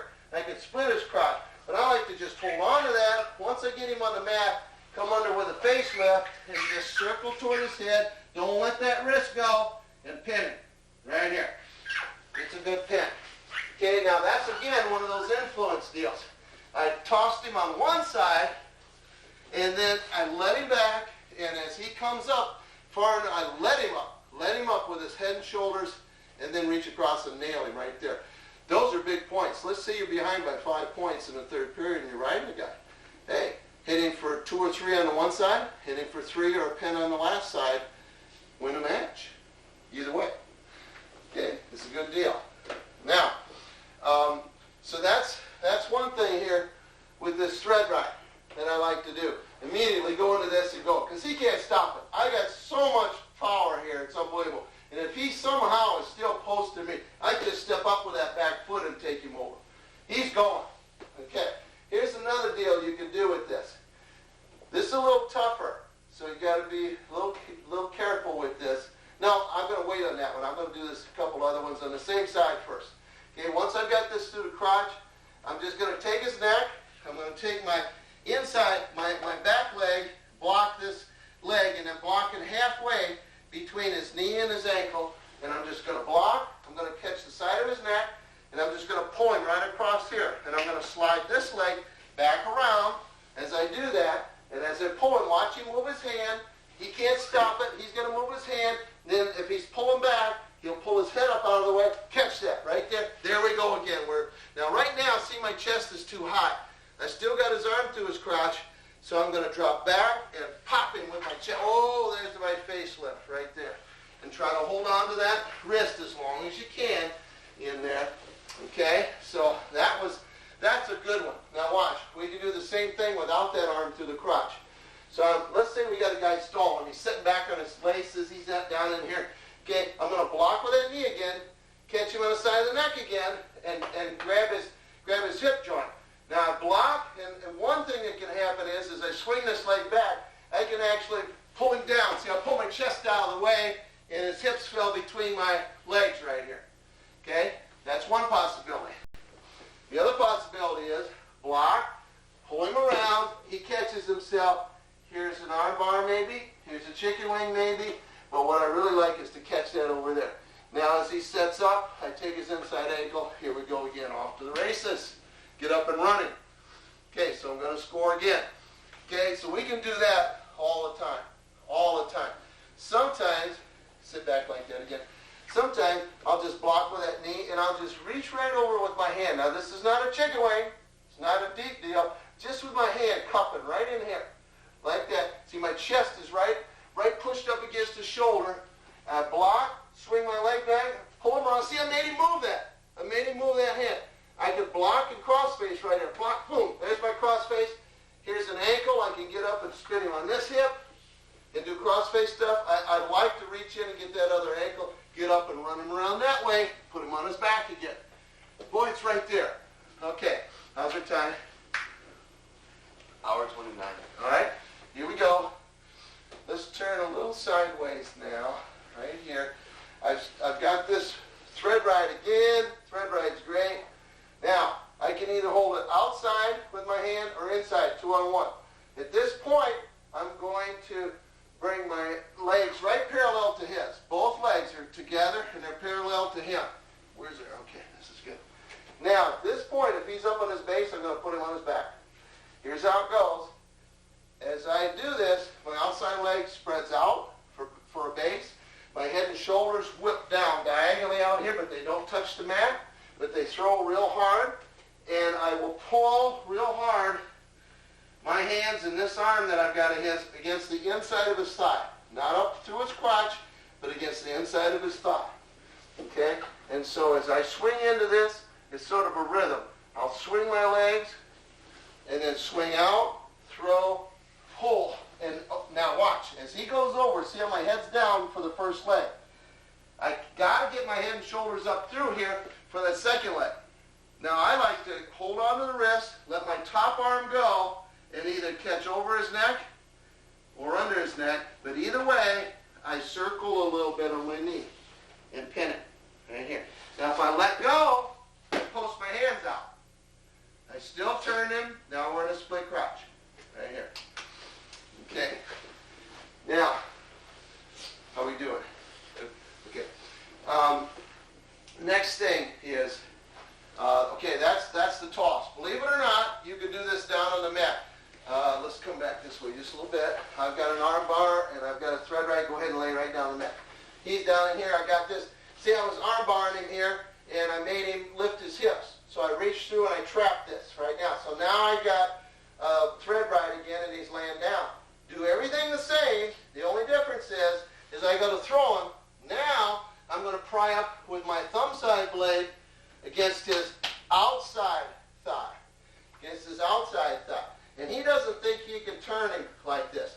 But as I swing like this, slide out with my outside leg, throw my head down, and bring my elbow up in the air out there. See, I'm under his outside thigh. There it goes, right there. And again, I got him trapped right here. And I like to catch over the head and just turn him and stick him right there. Now, if you got a heavyweight doing this, it's amazing. You can throw them. And not only, and what I would do though is let the arm go, post out, stay between the legs, do split crotch pin. Right there. That's where we first developed this, was for heavyweights. It's wonderful to turn those guys with, especially if they're up on their knees. Okay, still got to do some armbar stuff, still got to do some chicken wing stuff, got to do some head lever stuff. What else? Those three. Were you hammerlock? Hammerlock. All right, let's get that out of the, we'll do armbar first. Okay, we got armbar stuff here. And when I do armbar, okay, I'm always turning my, I don't grip tight with my hands. I always point my elbow up toward his shoulder, turn my little finger blade toward his armpit, and then see my knees come up close, and I press down into his armpit with that little finger blade, and then I drag it just an inch or two until I ball up a bunch of muscle and stuff. Abe's easy to do this on because he's got so much muscle. But I'm balling up nerve fiber, arteries, muscle, and everything, and I'm pressing my bone right through that ball toward his bone. And I'll tell you what, you get a reaction.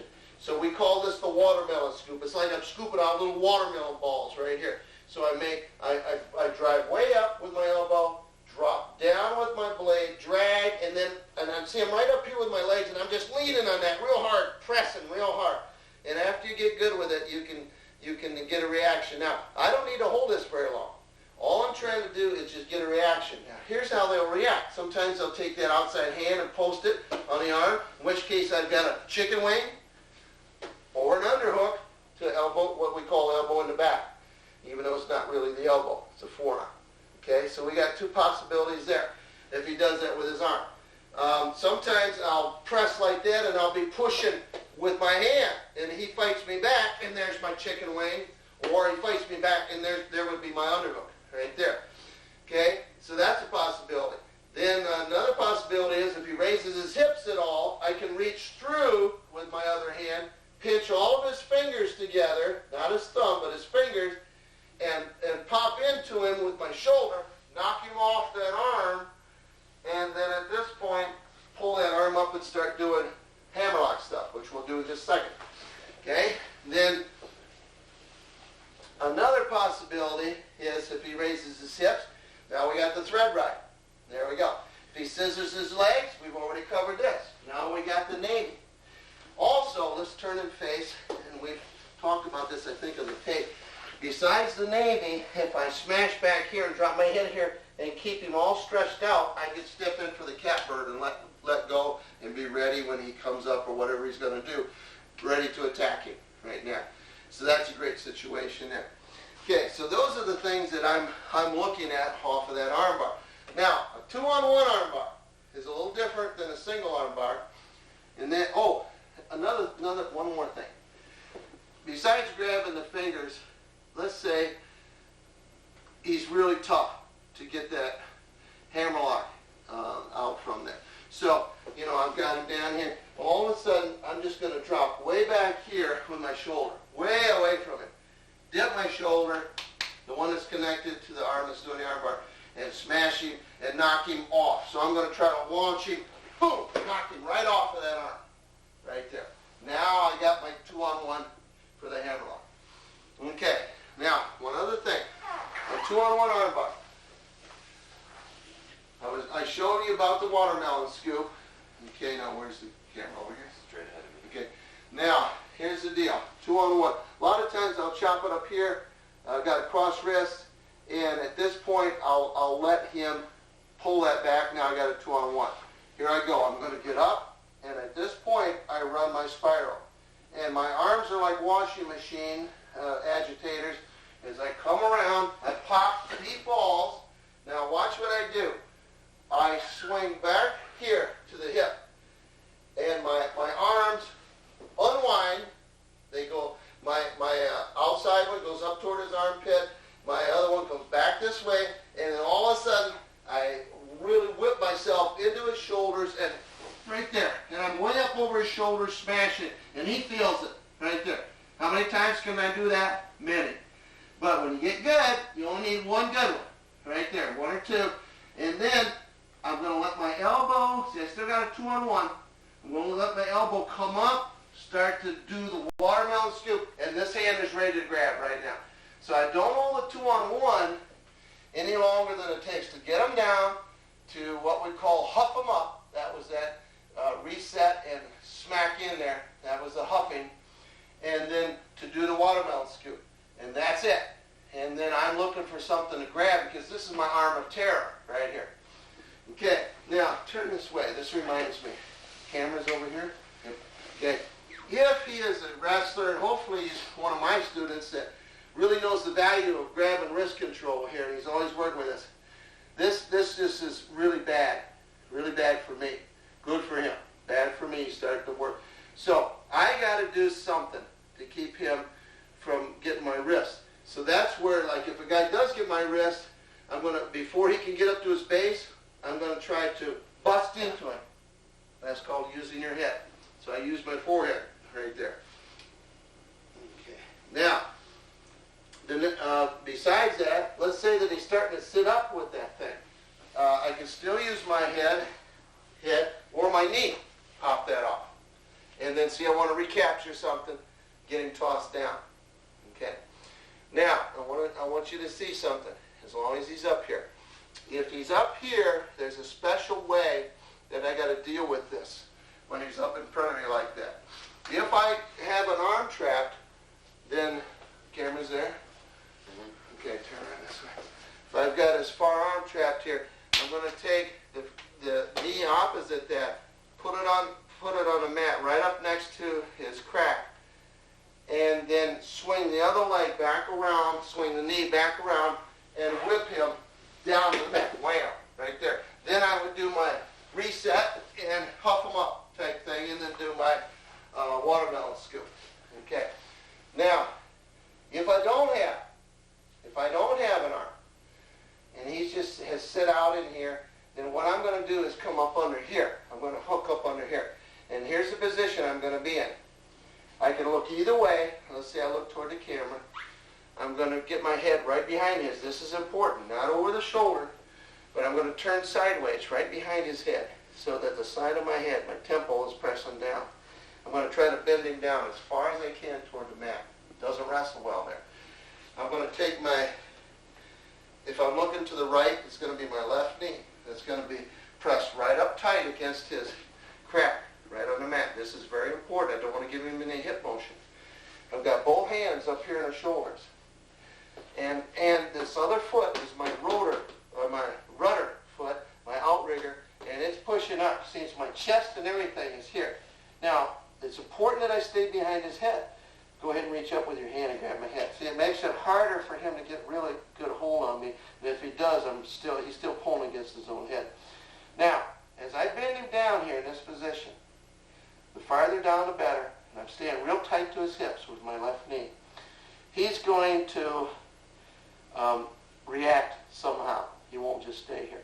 Usually, the most common way to react is he'll put his hands out to the side on the mat, and he'll push his hips forward like that. And when I feel it start to go, I jump out to the side that I'm facing. I'm facing toward the camera, so I'm going to swing out to the side, let my head come over the shoulder, and just keep my underhooks and just pull him back right there. I still got both underhooks right here. My left-handed underhook slips a little bit, but I got my chin and top of my chest right over his shoulder. And I'm going to score right here. Okay, so I had to move my hips to do that. Okay, so I'm pressing down. He starts to move his hip. So suck him back. Try to time it to where his hips are going out. You suck him back. Okay, that's the number one tendency. When you really bend them down, they just react that way. Now, let's say he doesn't do that. Let's say he's shrewder. He starts to do something with his hands. He tries to get my wrist. Well, he can't get much leverage just reaching up for my wrist right there. So he usually ends up having to go cross wrist.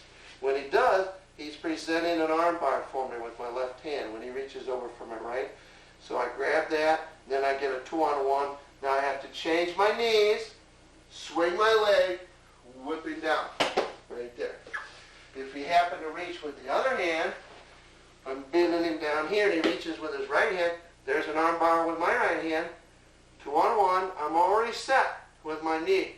So all I got to do is just whip him, swing that knee back, whip him down, do my huffing up, all that business. Okay. So that's another deal right there. The third possibility is I pitch him down. He doesn't do anything. So at this point, I just step around on the side that I'm looking at. So I'm looking over here toward the camera. I'm going to step with that foot, my rudder, and all of a sudden, my left hand, I step with my right foot, my left hand goes over top. It catches his pec, catches his armpit. My other hand, no, I'm sorry, excuse me, erase that. I keep my underhook with that one. Okay, I step around and I take as I step around with my right foot, my right hand comes over, catches his sock. So he's in here, all of a sudden I come over and I'm going to smack him with my head right in the chest. So I've got him all bent down and all of a sudden I'm stepping around and I catch his sock and I pop my head right in his chest again. We did that earlier with something. And I pull him up, I keep my underhook over there, step under him and wrap around my leg again, and I'm going to get some points right here. Might even pin him, not usually, but I'll get some points right there.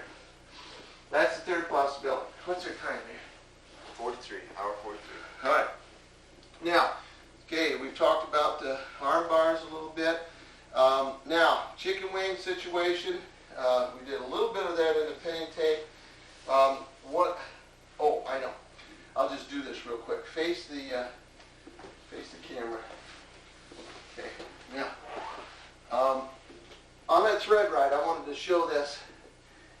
He's up on his base. He's a stud. So here's what I do. I get up on both knees. I'm prying up his crack.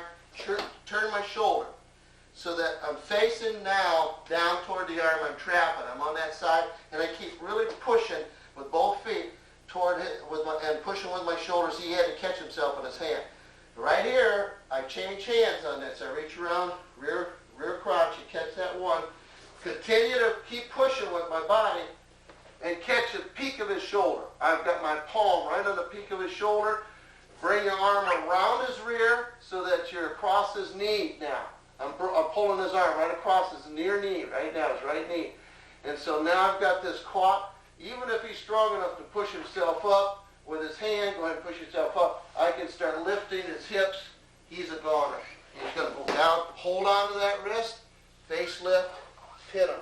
I used to have a 6'5" heavyweight that was able to reach around very easily, and you could probably be picturing other guys. You don't have to have long arms, but it's nice. And boy oh boy, could you do that one. But you have to keep pressing forward on that whole thing all the time. Okay, chicken wing stuff. Let's go down here on the mat. Let's say I got an arm bar and I push against him and he comes back and I chicken wing right there. Now I got choices. I can stay on this side and do some stuff on this side, or back behind him, or I can jump over. Okay? When I do this, I'm going to push forward, spin on him, and jump both feet at the same time. Now I've got the arm bar caught on there right now. I'll just do one by keeping the arm bar right now. Push forward until his bottom shoulder is posted. You got to do that, or else these things won't work. And at this point, I'm going to take my outside foot and step straight up over his head on the mat, and I'm going to actually fall. And I'm falling, and I'm looking at his shoulder right now.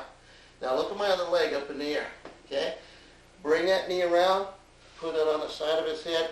Hold on to the arm bar if you can, pinch the chicken wing if you can, and press with the side of your knee against his head. Try to get a pin right there. A lot of times you will. Let's say that arm starts coming loose over there. I'll jump back over. Right now I'm biting his ribs big time because I got my thumb side blade up underneath of him.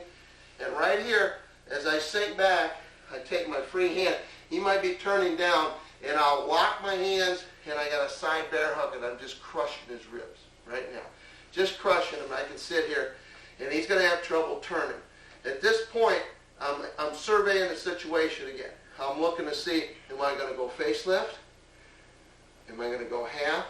Am I going to go facelift? Am I going to go chicken wing again? Am I going to go bundle down here, arm bundle? Am I going to go claw? What is that? 1, 2, 3, 4, 5 things. I got two kinds of facelifts, one over, one under the arm. So I'm just sitting here and just crushing them right now. And so trying to make up my mind how this is going to go. So I've had guys that prefer to actually let the guy off the other side so they come back and do this a little bit and get a deeper pin. Okay, so that's one possibility. Now, let's say that I got a wing and I'm on the same side as the wing. Okay, and let's say that arm is not even involved at this point. I always try to get next to him and push him diagonally up onto that shoulder. Now, if his arm is out, go ahead and let your arm be out. I'm going to jam that forward then and push him onto that shoulder. If his arm is near him, I'm going to chop it in, push him on that shoulder. But look at my hips. They're always by his. I'm driving diagonally right next to him. Okay. Now, we do this on a pinning table, and I like it so well. And that is I'm sliding my knee under that forearm. Once he's caught on that shoulder, post with my hand, get my head and shoulders way up, take the back of my shoe, clink him on the back of the neck right there. Let my knee fall, keep the chicken wing pinched, and start scoring right now. This is my leg half Nelson. He usually fights toward me. I just drop my hips right in his chest. Once he starts to turn away from me, then I let go, come back off of him, scoop up both arms, grab my wrist, drop my chest down in there, drop my load, and then pinch my elbows real tight. That's my over and under. That's what I'm going to pin him in, right there. Okay. Now, that's the leg half. Now watch.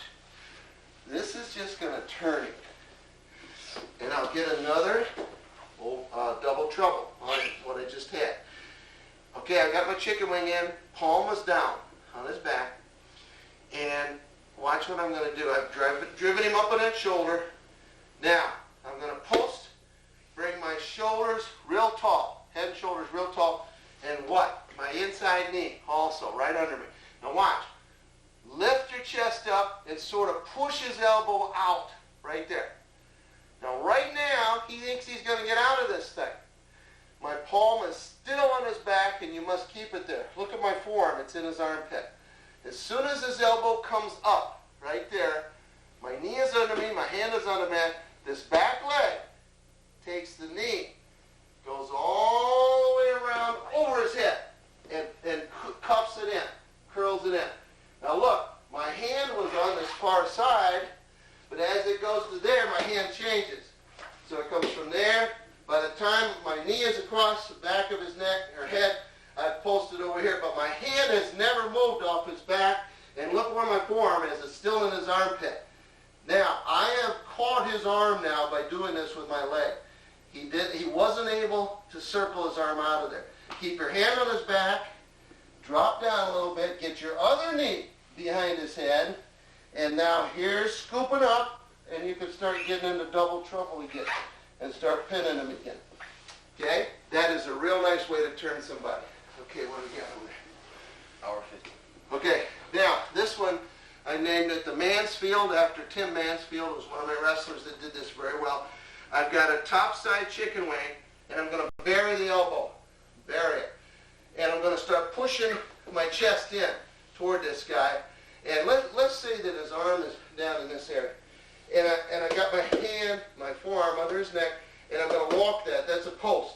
And I'm actually pushing like I wanted to turn his chest down on the mat. And I start walking in a circle until I can take my palm and grab over his wrist. Bend your elbow. There we go. Until I can catch this right here. Now a lot of times, see, this arm will be under him. Go ahead and put your arm under like that. And as I walk around, see, it'll be right there. And if it's buried too far under, I can walk around and I can actually lift him and flop him a little bit. When the arm comes out, I catch it. If the arm is too straight out there, I'm walking around and I can't get it, then I can't get it. So I've got to wait until I can get this trapped, or else I can't do this move. Once I get it trapped, don't pull it to you. Post it right on the mat, keep your arm under his head, under his neck. Excuse me. I'm going to start walking my knees around. This hand that is through the chicken wing is going to reach around, palm up, and catch it. Once I catch that wrist, I try to keep my arm under his neck and slide my left hand down now and catch his elbow and start to pull it back around. See how he's going to go down on his back now. He's lost the strength in that arm. He doesn't really have much in the other arm anymore. And I just try to adjust my chest up on his chest right here, and I'm pulling around for a pin.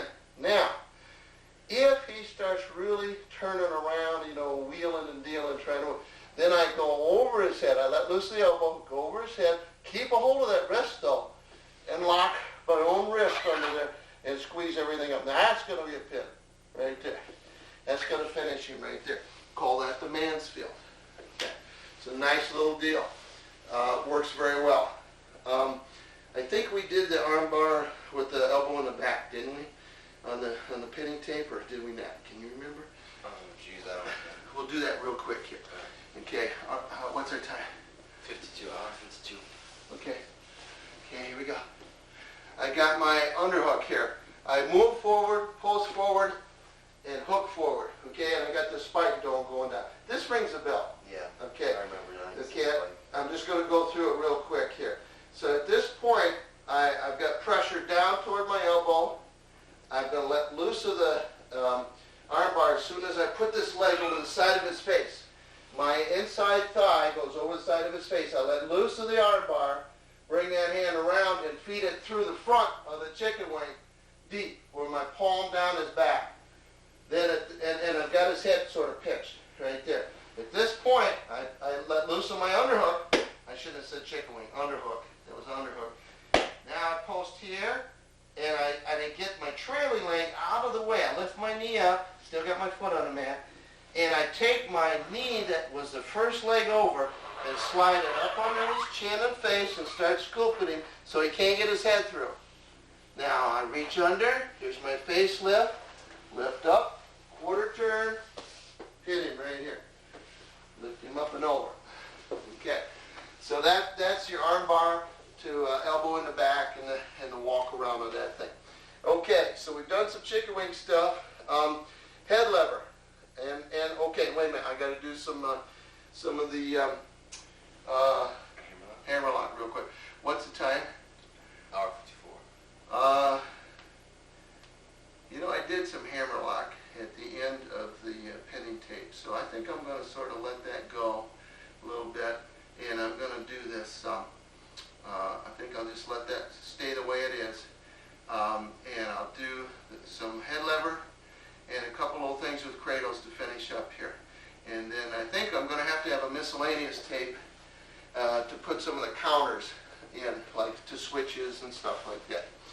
Okay, so let me see, head lever. Here, this is a really, really good situation if you learn to do it properly.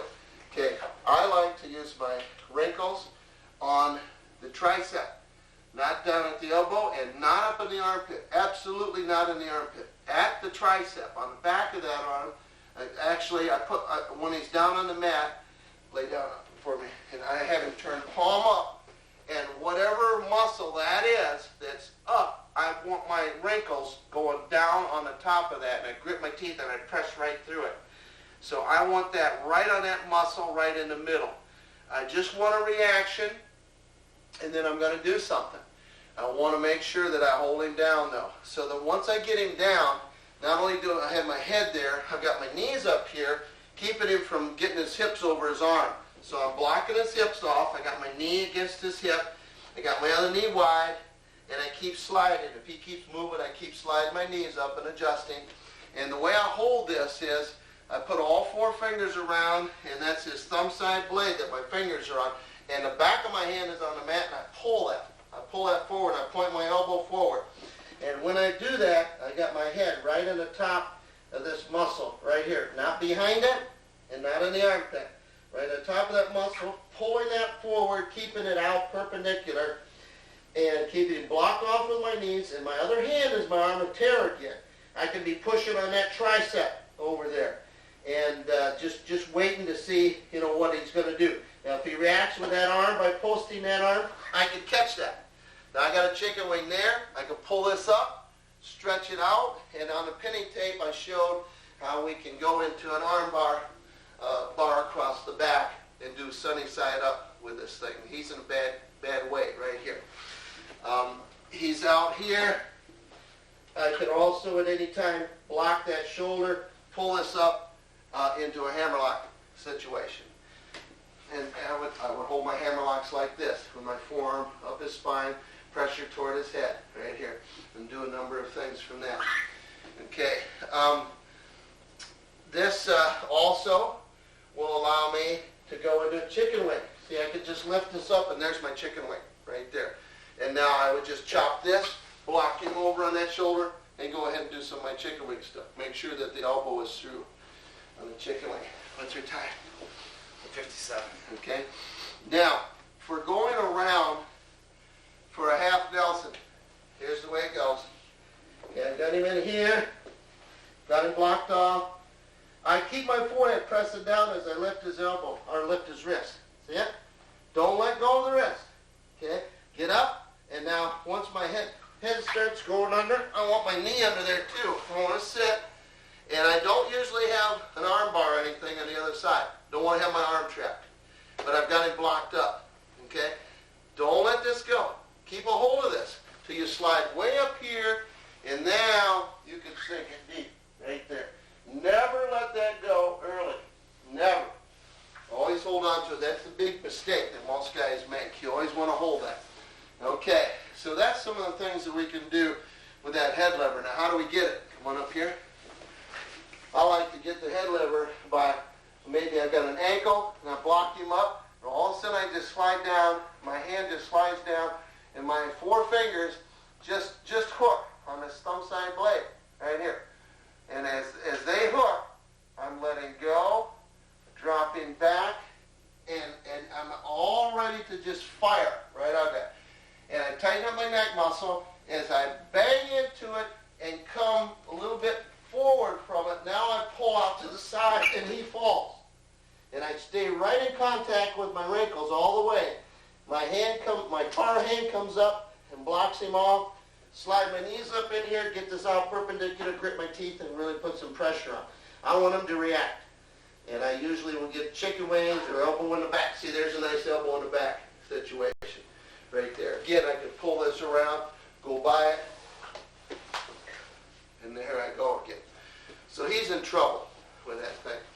Okay, now I want to show you how much time. 59. Okay, here we go. I'm going to tilt him up. This is a nice little thing. I call it the Tulsa. And here we go. I've got it down, head lever, and somehow he's trying to bring his hips up, and I decide not to block him off. I let him come, and I reach all the way under with my forearm, palm down, and grab his muscle. Now, here's the secret to this. I bend this up like a hammerlock, and I take my near leg, which is my right knee, and I walk up and I put it above his elbow. Okay, let's spin around toward the camera here. Where you want Are we good? Is the camera there? Yeah. Okay, here we go. This is good. So now bend this up. Now watch. I walk way up here and get that right knee way up there. Keep my arm locked over, and now I slide my other knee out. Here we go. Take him up. Lift him right up with my leg.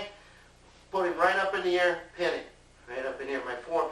This is another tripod tilt. My knee's on the mat. My forehead's on the mat. My other foot's on the mat. And he goes up. But the secret is to bend this up into the hammerlock. Get your knee in front of that elbow, and then you can take him up right there. Just keep your hand in there. Okay, what's our time now? 2 hours exactly. Okay, now, in case this goes just a little bit longer, I want to do one other thing here. My sag rack, or this is my blanket rack. I'm up in here, and I'm digging, and I'm pushing, I'm doing this kind of stuff, and I'm baiting him for all kinds of things up in here. And so one of the things might be, I'll pick up this foot up out in the air, and I'll pull it out and let him circle his knee and put that foot down on the mat out here to the right. So, right here. Take your right leg and swing it out and step it down like that. Okay, that's what a lot of guys will do. Abe doesn't do it, but a lot of guys will bring it back. Okay, so I'm up in there, he'll bring it out. Now, there, as soon as he's stepping it down, I step right behind him with my foot. And this is what I call the Powell, P-O-W-E-R cradle. And I'm just going right in here locking. The arm that goes to the leg, locks over the wrist, right here. And I'm right across his hips. Both feet on the mat, chest on him. And I just lift enough to get his toe off the mat. Then I drop down and replace my foot with my knee.